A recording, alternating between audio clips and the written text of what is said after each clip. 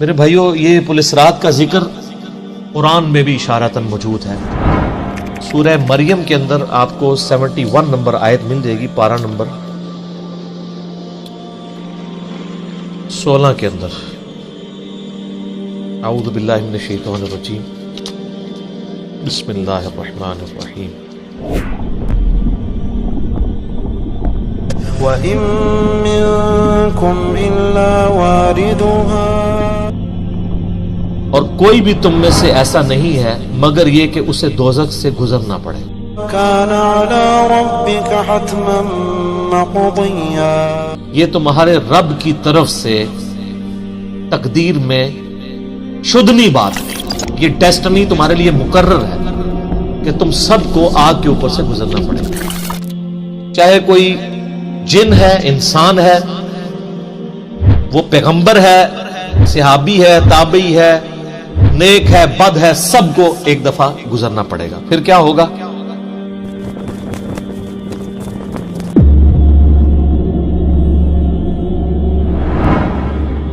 ثُمَّ نُنَجِّي الَّذِينَ اتَّقَوْا وَنَذَرُ الظَّالِمِينَ فِيهَا جِثِيًّا، پھر ہم نجات دے دیں گے اہل تقوی کو، اور جو ظالم ہیں ان کو گھٹنوں کے بل اسی دوزخ میں رہنے دیں گے۔ وَلِعَوْذُ بِاللَّهِ تَعَالَى اللہم اجرنا من النار، آمین۔ بخاری مسلم میں کئی ایک احادیث ہیں پل صراط کے حوالے سے۔ ایک وہ حدیث جو بخاری اور مسلم دونوں میں موجود ہے۔ اللہ کے محبوب صلی اللہ علیہ وآلہ وسلم فرماتے ہیں کہ قیامت والے دن اللہ تعالیٰ جہنم کے دونوں سروں پہ ایک پل رکھے گا، یعنی جہنم کو پار کرنے کے لیے ایک بہت بڑا پل رکھے گا۔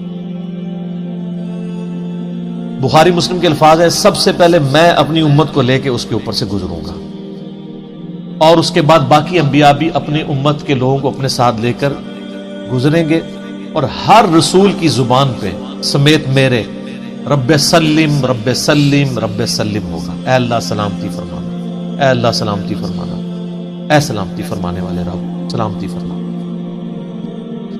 اب نماز کے بعد بھی مسلم شریف میں دعا ہے نا، اللہم انت السلام ومنک السلام تبارک یا ذا الجلال والاکرام، سلامتی۔ اور نبی علیہ السلام فرماتے ہیں یہ کلام بھی صرف انبیاء کر رہے ہوں گے، انبیاء کے علاوہ کسی کو کلام کرنے کی اجازت بھی نہیں ہوگی۔ آپ ویسے کہتے رہیں کہ ہمارے بزرگ جو ہیں وہ پھڈا ڈال کے بیٹھ لیں گے کہ میں اپنے مرید لے کے جانے لیں گے۔ بخاری مسلم کہتی ہے کہ انبیاء کے علاوہ سب کی زبانیں ہوں گی گونگ، سوائے اس کے کہ وہ کہیں گے رب سلم رب سلم رب سلم۔ پھر نبی علیہ السلام فرماتے ہیں کہ بخاری مسلم کے الفاظ ہے کہ جب لوگ پل صراط سے گزر رہے ہوں گے نا، تو پل صراط کے دونوں جانب آنکڑے لگے ہوئے ہوں گے، جس طرح کے کانٹے ہوتے ہیں، اور وہ گزرنے والوں کو زخمی کر رہے ہوں گے، اور اٹھا اٹھا کے مجرمین کو دوزخ میں پھینک رہے ہوں گے۔ جیسے کرین کی آپ سمجھیں کہ وہ آگے کرین سے وہ چیزیں اچک کے پھینکی جاتی ہیں نا، تو نبی علیہ السلام فرماتے ہیں اس طرح وہ اچک اچک کر جہنمیوں کو اس پل سے گزرتے ہوئے اچک اچک کر پھینک رہے ہوں گے جہنم میں۔ اور نبی علیہ السلام نے یہ بھی فرمایا، بخاری مسلم کے الفاظ ہیں کہ ہر شخص اپنے اعمال کے مطابق گزر رہا ہوگا۔ کوئی سورین کے بل گھسٹتا ہوا جا رہا ہوگا، آپ سر اس منظر کو امیجن بھی نہیں کر سکتے۔ یہاں تو کہتے ہیں لوگ جو کچھ بھی ہے تیرے محبوب کی امت سے ہے، تو وہ امت کون سی ہے جو گزر رہی ہوگی؟ وہ آپ ہی لوگ ہیں، ہم لوگ ہی ہیں۔ اللہ تعالیٰ سلامتی کے ساتھ ہمیں گزار دیں، آمین۔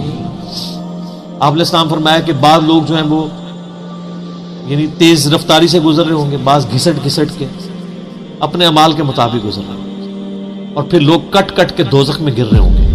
بخاری مسلم کے الفاظ ہیں، اس پل سے کٹ کٹ کے دوزخ میں گر رہے ہوں گے، پھر وہ دوزخ میں رہیں گے یہاں تک کہ اللہ تعالیٰ ان کے لیے کوئی فیصلہ فرما دے۔ وَلِعَوْذُ بِاللَّهِ تَعَالَى، اللہ تعالیٰ کی پناہ، اللہم اجرنا من النار، آمین ثم آمین۔ صحیح مسلم میں ایک حدیث ہے، ابو سعید خدری کہتے ہیں کہ ہمیں یہ بات بھی پہنچی ہے کہ وہ پل جو ہے وہ تلوار کی دھاڑ سے زیادہ تیز اور بال سے زیادہ باریک ہوگا۔ یہ الفاظ بالکل صحیح ہیں صحیح مسلم کے اندر۔ اس پل سے تو کوئی بندہ مہارت کے ساتھ بھی نہیں گزر سکتا، کوئی چائنی بھی نہیں گزر سکتا، وہ جو تو یہ اس کے اوپر سے گزرنا ایک معجزے والا معاملہ ہی ہوگا جس کو اللہ تعالیٰ نجات دے گا۔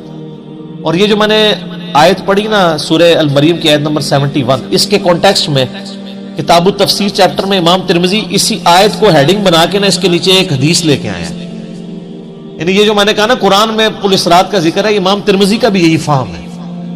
انہوں نے اس آیت کی ہیڈنگ بنا کے جامعہ ترمذی میں حدیث لی ہے بالکل صحیح سند کے ساتھ پل اسرات کے حوالے سے، کہ نبی صلی اللہ علیہ وآلہ وسلم نے ارشاد فرمایا کہ یہ پل اسرات جہنم پہ رکھا ہوا ایک پل ہے جس پر سے لوگوں کو گزرنا پڑے گا اور ہر شخص اپنے اعمال کے مطابق گزرے گا.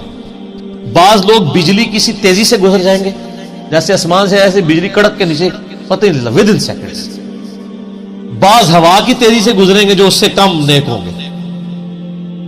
بعض گھوڑ سوار یا اونٹ سوار کسی تیزی سے گزریں گے، بعض بھاگتے ہوئے گزر جائیں گے، اور بعض جو ہیں وہ پیدل چلتے ہوئے، اور بعض سرین کے بل گھسٹتے ہوئے. سر اتنا لمبا پل، پتہ نہیں کتنی مسافت ہے. بلکہ بخاری مسلم میں الفاظ ہیں، نبی نے فرمایا کہ اس پل کی لمبائی اللہ ہی بہتر جانتا ہے، مجھے نہیں پتا کتنی. اوئے ہائے ہائے. اور بعض ایسے ہوں گے جو کٹ کٹ کے پھر دوزخ میں گر رہے ہوں گے، اور ان کا معاملہ پھر بعد میں اللہ تعالیٰ طے کرے گا کہ ان کے ساتھ کیا. استغفر اللہ. جامعہ ترمذی میں ایک حدیث ہے، حضرت انس بن مالک جو حضور کو 10 سال تک وضو کرواتے رہے، بخاری مسلم میں آیا. ترمذی میں الفاظ ہیں، وہ کہتے ہیں یا رسول اللہ کیا اس دن آپ میری شفاعت کریں گے؟ فرمایا میں کروں گا. یا رسول اللہ مجھے اپنا پتہ بتا دیں، میں آپ کو کہاں تلاش کروں. انہوں نے انشور کیتا ہے. آپ نے فرمایا تم پورے صراط پہ آ جاؤ. اوئے ہائے ہائے. تم مجھے پورے صراط پہ دیکھ لینا، میرے امتی گزر رہے ہوں گے، میں ان کے لیے سلامتی کی دعا کر رہا ہوں. کہ یا رسول اللہ اگر پل صراط پہ نہ پاؤں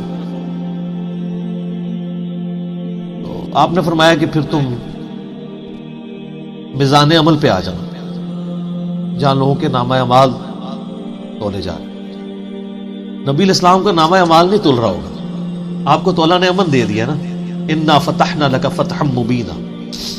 اور بخاری مسلم میں حدیث ہے، حدیث شفاعت کے سارے نبیوں سے لوگ ہوتے ہوتے حضرت عیسیٰ کے پاس جب اینڈ پہ آئیں گے نا تو وہ کہیں گے بس ایک ہی شخص ہے جس کو امن ملا ہوا ہے، تو محمد رسول اللہ کے پاس جاؤ، وہ شفاعت کریں گے. تو آپ علیہ السلام اپنی امت کی خاطر ہی یعنی میزان عمل پہ تکلیف کاٹ رہے ہوں گے. کہا یا رسول اللہ میزان عمل پہ بھی نہ پاؤں تو کہاں جاؤں؟ فرمایا پھر تم حوض کوثر پہ آ جاؤ، میں وہاں پہ اپنے امتیوں کو مشروب پلا رہا ہوں.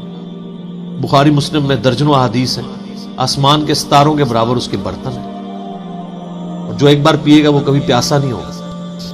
جنت میں لوگ مشروب لذت کے لیے پیئیں گے، پیاس کی وجہ سے نہیں پیئیں گے. ان کا یا رسول اللہ اگر آپ مجھے پل صراط پہ بھی نہ ملے، میزان عمل پہ بھی نہ ملے،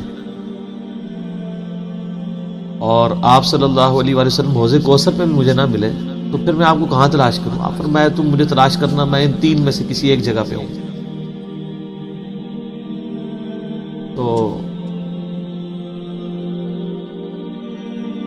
بخاری مسلم میں پھر یہ بھی آتا ہے کہ میرے حوض کوثر پہ کچھ لوگ لائے جائیں گے، میں کہوں گا اصحابی اصحابی، یہ میرے ساتھی ہیں. مجھے بتایا جائے گا کہ آپ کے بعد یہ دین سے الٹے قدم پھر گئے تھے، انہوں نے دین میں بدعتیں جاری کر دی تھی. آپ فرماتے ہیں میں کہوں گا سحقا سحقا لمن غیر بعدی، تو دور کر دو مجھ سے، میرا ان سے کوئی تعلق نہیں. بخاری مسلم میں الفاظ ہیں، عبداللہ ابن ابی ملیکہ جب یہ حدیث بیان کرتے تھے تو کہتے تھے اے اللہ ہم تیری پناہ میں آتے ہیں اس چیز سے کہ تیرے نبی کے وفات کے بعد ان کے دین سے الٹے قدم پھر گئے. یہ وہی لوگ ہیں جو حضور کی وفات کے بعد مرتد ہو گئے تھے، مسلمہ کذاب کے ساتھ مل گئے، منکرین زکوٰۃ میں شامل ہو گئے، سیدنا ابوبکر کے خلاف کھڑے ہو گئے. اور یہ صرف قانوناً صحابہ کے بارے میں صرف یہ حدیث نہیں ہے، عام امتیوں کے بارے میں الگ سے حدیثیں ہیں بخاری مسلم. یہ نہ سمجھیں کہ پچھلے لوگوں کے لیے، قیامت تک کے لیے جن لوگوں نے دین میں بدعتیں جاری کی ان کے لیے حدیثیں ہیں، اس میں امتی کے الفاظ بھی ہیں، وہ بھی بخاری مسلم ہیں.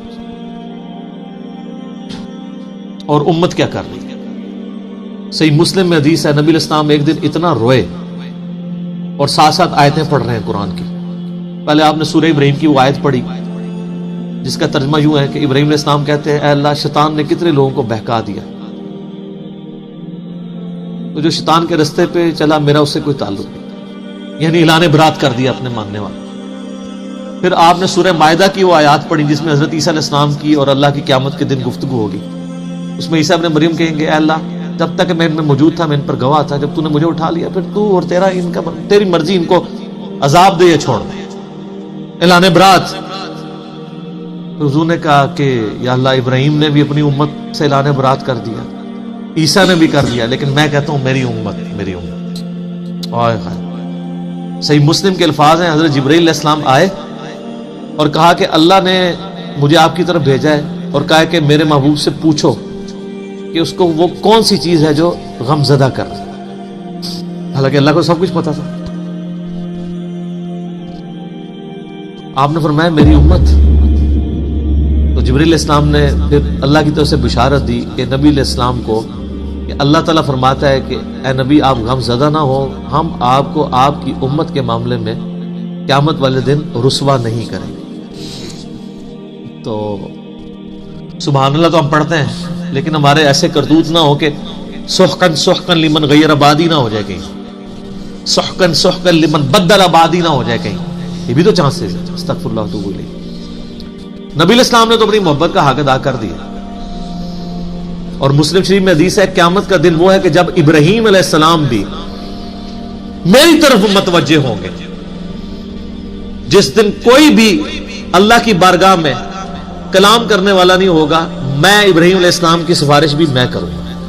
حضور کی سفارش کے بعد انبیاء کو بولنے کا موقع ملے گا. اسی پہ وہ اعلیٰ حضرت کا شعر ہے نا, وہ جہنم میں گرا ان سے جو مستغنی ہوا, ہے خلیل اللہ کو حاجت رسول اللہ. بل ہم شعر کہہ سکتے ہیں, ہم محبت کے لیے نعرے مار سکتے ہیں, لیکن نبی علیہ السلام نے جو امت کو تعلیمات دی تھیں حجۃ الوداع کے موقع پر, غدیر خم کے موقع کے اوپر, امت نے کسی ایک وصیت کا بھی پاس نہیں. اب ایک دردناک ٹاپک ہے, جتنی مرضی بات کی جائے نہ ختم ہونے والی ہے. بس اس کو اسی پہ کنکلوڈ کرتے ہیں کہ اللہ تعالیٰ قیامت والے دن ہمیں اپنی رحمت کاملہ سے اپنے محبوب صلی اللہ علیہ وآلہ وسلم کی شفاعت کے ساتھ قیامت کی ساری ہولناکیوں سے بلا حساب و کتاب جنت میں داخلہ عطا فرمائے. آمین ثم آمین.